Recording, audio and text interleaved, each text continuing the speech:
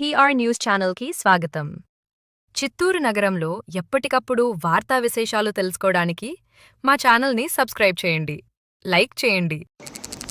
ఇవాళ YSR Congress party DSC మీద చేసినటువంటి ఆరోపణలు ఆధారాలతో సహా వివరించడానికి తెలుగు తరఫున, తెలుగుదేశం పార్టీ తరఫున, కూటమి ప్రభుత్వం తరఫున ఈ ప్రెస్ మీట్కి వచ్చిన పాత్రికేయ మిత్రులందరికీ కూడా హృదయపూర్వక నమస్కారం. మీ అందరికీ ఒక డాక్యుమెంట్ చూపించదలుచుకున్నా. ఈ యొక్క డాక్యుమెంట్ అందరికీ కూడా సర్క్యులేట్ చేస్తాం. సాల్ట్ అనే డాక్యుమెంట్. ఈ డాక్యుమెంట్లో 20 కోట్ల రూపాయల రుణం కోసం అప్పటి వైఎస్ఆర్సీపీ ప్రభుత్వం ఒక లైన్ చదివి వినిపిస్తాం. Subject to condition that department shall avoid increase in the recurring HR expenditure by keeping additional recruitment if any to bare minimum. దీని అర్థమైందంటే గత 5 సంవత్సరాల్లో రుణాల కోసం ప్రభుత్వ ఆస్తులు తాకట్టు పెట్టి ఒక రుణం కోసం టీచర్లు ఇంకా రిక్రూట్ చేయము అన్న పత్రం మీద సంతకం పెట్టి ఒక్క టీచర్ నియామకం కూడా చెప్పిన ఒక పార్టీ ఇవాళ ప్రతిపక్ష హోదా కూడా కోల్పోయిన అదే పార్టీ డిఎస్సి మీద అవాకులు చవాకులు పెడతాం. 16,347 మంది ఉద్యోగుల యొక్క ఆనందాన్ని చూడలేక, వాళ్ళ కుటుంబాల్లో వెల్లువిరిసినటువంటి సంతోషాన్ని చూడలేక, వీళ్ళకి ఓట్లు లేదన్న కసితో, వీళ్ళకి ఓట్లు లేదన్న కోపంతో వీళ్ళని 151 సీట్ల నుంచి 141 సీట్లకు దిగజార్చారనేటువంటి ఒక ఆక్రోధంతో, ఒక క్రోధంతో లక్షల మంది ఒక లక్ష్యంతో, నిర్దిష్ట ప్రణాళికతో రాత్రి పగలు కష్టపడి చదివి పరీక్షలు అటెండ్ అయితే వాళ్ళ కష్టాన్ని అపహాస్యం చేసే విధంగా, యువకుల రాత్రి పగలు చేసినటువంటి వాళ్ళ విద్యని అపహాస్యం చేసే విధంగా, వాళ్ళ అర్హతను అపహాస్యం చేసే విధంగా, వాళ్ళ శ్రమను దోచుకునే విధంగా, వాళ్ళని కించపరిచే విధంగా, ఈ రాష్ట్ర యువకుల యొక్క అహర్నిశలు చేసినటువంటి ఉద్యోగ ప్రయత్నాలను కించపరిచే విధంగా ఇవాళ రిక్రూట్మెంట్లో ఉద్యోగాలు పొందినటువంటి వాళ్ళని హేళన చేసేటువంటి ప్రక్రియ వైఎస్ఆర్సీపీ శ్రీకారం చుట్టింది. ఇంత ఇంత ఇంత ఆక్రోధం, ఇంత ఆక్షేపణ ఎందుకంటే ఈ వర్గాలు ఏవి కూడా జగన్మోహన్ రెడ్డి చేసినటువంటి ప్రామిస్ నిలబెట్టుకోలేదు కాబట్టి, వైఎస్ఆర్సీపీలో ఒక్క ఉద్యోగం కూడా రాలేదు కాబట్టి, నిరుద్యోగులు ఉసిరు పోసుకున్నారు కాబట్టి, తెలుగుదేశం పార్టీలో ఉద్యోగాలు ఇచ్చిన వెంటనే వీళ్ళందరి యొక్క ఆనందాన్ని చూడలేక, వీళ్ళందరూ ఇళ్లలో వెల్లువిరిసినటువంటి సంతోషాలు చూడలేక, ఈ కుటుంబాలు మాకు ఓటు వేయకపోయినా తెలుగుదేశం పార్టీని గెలిపించుకొని వాళ్ళు ఇచ్చిన మాట ప్రకారం డిఎస్సి ఉద్యోగాలు పొంది, ఆ పొందినటువంటి ఉద్యోగాల్లో రేపు సమాజంలో వీళ్ళు బడుగు బలహీన వర్గాలుగా మా కింద పనిచేయాల్సిన అవసరం లేదు, మా ఫ్యూడల్ వ్యవస్థ కింద పనిచేయాల్సిన అవసరం లేదు, ఉన్నత వర్గాలుగా రేపు టీచర్లు అయ్యి ఈ రాష్ట్ర పౌరుల యొక్క భవిష్యత్తును తీర్చిదిద్దడంలో అత్యంత కీలకమైన పాత్ర పోషిస్తారు అనే ఒక కడుపు మంట మాత్రమే నేను అడుగుతాను. వైఎస్ఆర్సీపీ కార్యకర్తలు కానీ, నాయకుల్ని కానీ 16,000 మంది ఉద్యోగాలు వస్తే సంతోషపడాల్సింది పోయి కొన్ని వేల కుటుంబాల్లో, కొన్ని లక్షల కుటుంబాల్లో ఆర్థిక స్వావలంబన చేకూరుతుంది, సమాజంలో శ్రేయస్సు పెరుగుతుంది, కొన్ని లక్షల మంది మన బిడ్డలకి సమాజం పట్ల బాధ్యతను, వాళ్ళ భవిష్యత్తును తీర్చిదిద్దేటువంటి గొప్ప ఉపాధ్యాయ వృత్తిలోకి వాళ్ళు వెళ్తారనేటువంటి ఆనందాన్ని వెలువచ్చకుండా వాళ్ళ మీద ధర్నాలు, దాడులు చేస్తారా? ఇదేనా మీరు చేయదలుచుకుంది? 20 కోట్ల రుణాల కోసం టీచర్ రిక్రూట్మెంట్ చేయమని చెప్పి అబద్ధపు ప్రచారాలు చేసిన మీరు, ఒక్క డిఎస్సి ప్రకటన చేసి ఒక్క ఎగ్జామ్ అంటే ఒక ఎగ్జామ్ని కూడా కరెక్ట్గా నిర్వహించలేని సత్తా ఉన్న మీరు ఇవాళ కుటుంబ ప్రభుత్వంలో 16,347 మంది బిడ్డలు, అందులో గిరిజనులు, ఎస్సీలు, బీసీలు, ఓసీలు, మెరిటోరియస్ స్టూడెంట్స్, బడుగు బలహీన వర్గాలు, అమ్మా నాన్నల కష్టం మీద బతికిన వ్యక్తులు, రెక్కలు ముక్కలు చేసుకొని కూలీ పనులు చేసుకొని ఎగ్జామ్కి ప్రిపేర్ వ్యక్తులు, కోచింగ్ సెంటర్లో ఏళ్ల తరబడి మీరు ఇచ్చినటువంటి న్యాయవంచనకు గురయ్యి మా ప్రభుత్వం వచ్చిన తర్వాత నోటిఫికేషన్ వస్తున్న ఆశగా ఎదురు చూసిన వాళ్ళందరికీ కూడా మీకు చెంపబెట్టు చేసే విధంగా, వాళ్ళకి మార్గదర్శ కల్పించే విధంగా సమాధానం చెప్తూ నోటిఫికేషన్ రిలీజ్ చేస్తే ఆ నోటిఫికేషన్ మీద కడుపుమంటే మీకు ఇక్కడ ఉన్న డిఎస్సి అభ్యర్థులు వాళ్ళు అడగండి. ఒక్కరంటే ఒక్కరైనా ఈ డిఎస్సి అభ్యర్థులు నియామక పత్రం పొందిన వాళ్ళు ఎవరైనా అంటే వాళ్ళు స్కాములు చేసిన వ్యక్తులుగా కనిపిస్తున్నారా? ఈ రాష్ట్ర నిరుద్యోగులను, ఈ రాష్ట్ర యువకులను, ఈ రాష్ట్రంలో కష్టపడి చదివినటువంటి బడుగు బలహీన వర్గాలను అవమానించే దిశగా వైఎస్ఆర్సీపీ ప్రభుత్వం చేస్తూ ఉంది. మీకు వాళ్ళు అప్పుడు ఓట్లేరు, ఇప్పుడు ఓట్లేరు, భవిష్యత్తు కూడా ఎప్పుడు ఓట్లేరు. ఎందుకంటే ఒకసారి నయవంచనకు గురయ్యారు. మీ మాటలు చెప్పి, మీ కల్లిబొల్లి మాటలు చెప్పి, మేనిఫెస్టోలో ఇది చేస్తాం, అది చేస్తాం, జాబ్ క్యాలెండర్ చేస్తామని చెప్పి ఒక్క ఉద్యోగం అంటే ఒక్క ఉద్యోగం వాళ్ళకి రానియకుండా చేసిన మీరు, వాళ్ళకి ఇప్పుడు ఉద్యోగాలు ఇస్తే ఆ ఉద్యోగాలు మీరు దొంగదారిని తెచ్చుకున్నారని చెప్పి వాళ్ళు మభ్య పెడతా ఉంటే మళ్ళీ మీకు ఓట్లేస్తారనుకుంటున్నారా? అప్పుడు చేసిన మోసానికంటే ఇప్పుడు కష్టం మీద కొడుతున్నారు. వాళ్ళ కష్టాన్ని కించపరుస్తున్నారు. అది ప్రశ్నిస్తానని మీరేం మాట్లాడారు? డిఎస్సి ఉద్యోగాల్లో స్పోర్ట్స్ కోటా అన్నారు. స్పోర్ట్స్ కోటాలో ప్రత్యేకంగా ఇవాళ క్రీడా శాఖ ఒక నోటిఫికేషన్ ఇచ్చి ఆ నోటిఫికేషన్ ద్వారా ఉద్యోగాలు అమలు పరిచారు. నేను ఒక్కొక్క ఆరోపణకి సమాధానం చెప్పదలుచుకున్నా. ఇవాళ నేను వైఎస్ఆర్సీపీ వాళ్ళు అడిగిన ప్రశ్నలకు కాదు, మేము అడిగిన ప్రశ్నలకు సమాధానం చెప్పాలి.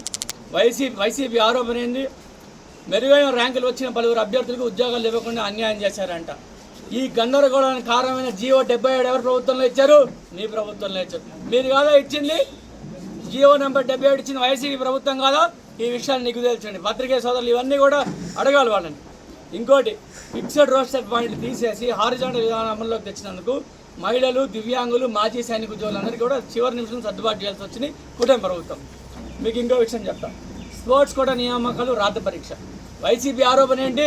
క్రీడల్లో పథకాలు రాకపోయినా కేవలం పాల్గొన్న వారికి ఉద్యోగాలు ఇచ్చారని, రాత పరీక్ష లేకుండా నియామకాలు చేశారు ఆరోపణ చేసేటప్పుడు బుర్ర ఉండాలా, బుద్ధి ఉండాలా, కొంత సబ్జెక్ట్ ఉండాలా, కొంత హోంవర్క్ చేసుకురండి.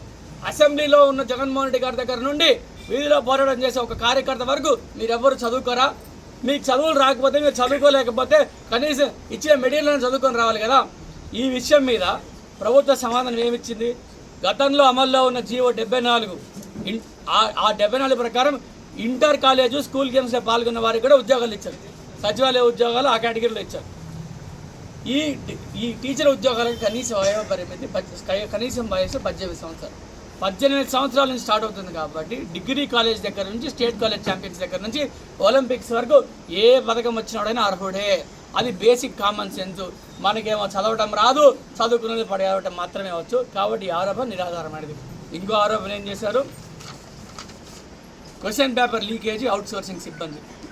మీకు ఒక విషయం చెప్పదలుచుకుంది. ఇది ఎంత పారదర్శకంగా జరిగిందంటే డిఎస్సి ఒకే ఒక ఉదాహరణ చెప్తాను. ఐఐటి జేఈ ఎగ్జామ్స్ నిర్వహించేటువంటి టీసీఎస్ అయాన్ అనే ప్లాట్ఫామ్ ద్వారా ఈ రాష్ట్ర డిఎస్సి పరీక్షలు జరిగింది. అంటే పారదర్శకత ఆలోచించండి. 42,000 ప్రశ్నలతో క్వశ్చన్ బ్యాంక్ తయారు చేసి ఈ దేశంలో ఉన్నతమైనటువంటి పరీక్షా విధానం ఉన్నటువంటి జేఈ ఐఐటి పరీక్షలు విధించేటువంటి టీసీఎస్ అయాన్ అనే ప్లాట్ఫామ్ ద్వారా ఈ రాష్ట్ర డిఎస్సి పరీక్షలు చేయబడడం జరిగింది. కేవలం 2 శాశ్వత అధికారులకు మాత్రమే యాక్సెస్ ఉంటుంది. ఏ రోజుకు ఆ రోజు కంప్యూటరైజ్ ఆటోమేటెడ్ పాస్వర్డ్స్ మార్చడం జరుగుతుంది. దీన్ని ఎవ్వరు కూడా యాక్సెస్ చేయలేరు. ముఖ్యమంత్రి దగ్గర నుంచి కింద ఉన్న ఏ వ్యక్తి కూడా, ఎడ్యుకేషన్ డిపార్ట్మెంట్ అయినా ఏ డిపార్ట్మెంట్ అయినా దీన్ని యాక్సెస్ చేయలేరు. అంత టెక్నాలజీ పరంగా టీడీపీ పార్టీకి ఉన్న అనుబంధం ఉన్న పట్టేండి మీకు ప్రత్యేకంగా చెప్పక్కర్లేదు. దాని ద్వారా నిర్వహించిన ఎగ్జామ్. ఇంకో ఆరోపణ ఏం చేశారు? నవీన్ అనే అభ్యర్థికి, ఎన్సీఆర్టీలో పనిచేసిన నవీన్ అభ్యర్థికి టాప్ ర్యాంక్ వచ్చినా ఉద్యోగం రాలేదని అన్నారు. నేను ఒక ప్రశ్న అడుగుతాను. మనమంతా రాజకీయాల్లో ఉన్నాం, మీరంతా పత్రికేయులుగా ఉన్నారు. మీకు అక్రిడేషన్ వెరిఫికేషన్ జరిగే రోజున మీరు ఆ రోజు రాకపోతే, అది ఫైనల్ డేట్ అయితే మీరు ఆ రోజు రాకపోతే మీకు అక్రిడేషన్ ఉంటుందా? మాకు ఎప్పుడైనా ఎన్నికల్లో నామినేషన్ యాక్సెస్, ఈరోజు ఆఖరి తేదీ నామినేట్ చేసేటప్పుడు మీరు రాకపోతే ఆ నామినేషన్ జరుగుతుందా? అదేవిధంగా ఈ నవీన్ అనే వ్యక్తి సర్టిఫికేట్ల వ్యవహారం, సర్టిఫికేట్ వెరిఫికేషన్ అప్పుడు రాలేదు. అక్కడికి యాబ్సెన్స్లో ఉన్న వ్యక్తిని ప్రజెన్స్గా సృష్టించి ఎలా ఇవ్వమంటారు ఉద్యోగాలు?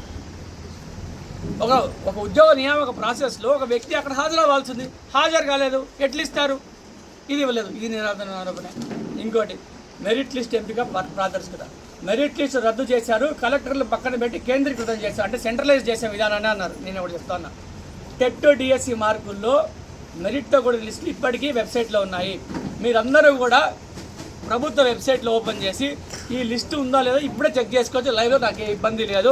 వైఎస్ఆర్సీపీ వాళ్ళు ఇది చూస్తూ ఉంటే, వింటూ ఉంటే, విన్న తర్వాత అయినా సరే, రేపైనా ఎల్లుండైనా అవతల ఎల్లుండైనా మీకు ఓపిక ఉన్నప్పుడు మీ కార్యకలాపాలని ఒక 5 నిమిషాలు పక్కన పెట్టి వెబ్సైట్లో చూసుకుంటే ఈ లిస్టు దొరుకుతుంది. కలెక్టర్ల పేరు మీద ఆర్డర్లు జారీ అయ్యాయి. ఇంకెవరి పేరు మీద జారీ అవుతాయి? కలెక్టర్ ఆధారంగా జారీ అయ్యాయి. కాబట్టి ఇది కూడా అవాస్తవమే. ఇంకోటి, గత ప్రభుత్వంలో 600 ఇచ్చినటువంటి 600 పోస్టుల నోటిఫికేషన్ కూటమి ప్రభుత్వం కావాలని రద్దు చేసినారు. ఒక నిమిషం, చాలా వింతైన ఆరోపణ. గత ప్రభుత్వం ఇచ్చిన నోటిఫికేషన్లో సుప్రీంకోర్టు ఇచ్చినటువంటి తీర్పుని పాటించలేదు. అంటే ఎస్జిటి పోస్టులకు డిఎడ్ వాళ్ళు మాత్రమే అర్హులైనటువంటి నోటిఫికేషన్ వాళ్ళ సూత్రాన్ని పాటించలేదు. దీనిపై అభ్యర్థులు హైకోర్టుకి వెళ్లాల్సి వచ్చింది. హైకోర్టుకి వెళ్తే కూటమి ఏం చేసింది? ఇవన్నిటిని పరిష్కరించి అందరికీ కూడా హారిజాంటల్ రిజర్వేషన్ అమలు చేసి పోస్టులు పెంచి 16,377 పోస్టులు, ఇంక్లూడింగ్ 6,000 పోస్టులు కలిపి 16,347 పేజీలు ఇచ్చింది. మీ అందరికీ ఒక విస్తృత నిజాన్ని చెప్తున్నా. ఈ రాష్ట్ర నిరుద్యోగులు, ఈ రాష్ట్రంలో టీచర్ ఉద్యోగ నియామకాలు పొందిన వాళ్ళు డిఎస్సికి ప్రిపేర్ అవుతున్న వాళ్ళు, డిఎస్సికి ప్రిపేర్ అయిన వాళ్ళు, క్వాలిఫై అవ్వని వాళ్ళు, క్వాలిఫై అయిన వాళ్ళు, మీరందరూ కూడా ఒక బూటకమైన ఒక వ్యక్తి చేసినటువంటి ఒక విస్తుపై నిజాన్ని చెప్పబోతున్నా. డిఎస్సి పరీక్షలు నిర్వహించకూడదని, ఏ డిఎస్సి ప్రిపేర్ అయ్యే అభ్యర్థి కూడా ఉద్యోగం రాకూడదని, బడుగు బలహీన వర్గాలు బాగుపడితే చూడలేక 240 కేసులు వేసింది ఈ వైఎస్ఆర్సీపీ పార్టీ. నేను కేసు నెంబర్తో సహా చెప్తాను, మీరు ఒప్పుకుంటారా? 240 కేసులు వేసి ఒక్క యువకుడికి కూడా ఉద్యోగం రావాలనుకునే పన్నాగం పన్ని ఈ ఉద్యోగులందరూ బాగుపడిపోతే మాకు ఓట్లేని మీరు, మాకు సీట్లు ఇవ్వని మీరు, మా జగన్మోహన్ రెడ్డి ముఖ్యమంత్రి స్థానం నుంచి పదాల నుంచి తొక్కేసిన మీరు బాగుపడితే మేము చూడాలా, మీకు ఉద్యోగం వస్తే మేము ఆనందించాలా అన్నటువంటి కుసంస్కారంతో, జుగుత్సాకరమైనటువంటి విధానంతో, ఒక సైకలాజికల్ సాడిస్టిక్ యాటిట్యూడ్తో వీళ్ళందరినీ బలిగొనే ప్రయత్నం చేస్తూ 240 కేసులు కోర్టులో వేశారు. ఈ 240 కేసుల్ని ఈ రాష్ట్రంలో డిఎస్సి ఎప్పుడో జరగాల్సింది, ఈ డిఎస్సి మేము వచ్చిన వెంటనే జరగాల్సింది, ఈ బిడ్డలకు ఉద్యోగాలు ఎప్పుడో రావాల్సింది. కానీ ఈ ప్రభుత్వుడు చేసినటువంటి 240 కేసులకి ఒక్కొక్క కేసుని ఈ కుటుంబ ప్రభుత్వం లీగల్గా పరిష్కరింటూ వచ్చి కోర్టులకు విన్నవించి 5 సంవత్సరాల పాటు నోటిఫికేషన్ రాలేదు. ఆ బిడ్డలు ఏమైపోతారు? తల్లిదండ్రులకు భారంగా మారుతారు, వాళ్ళు భారంగా మారి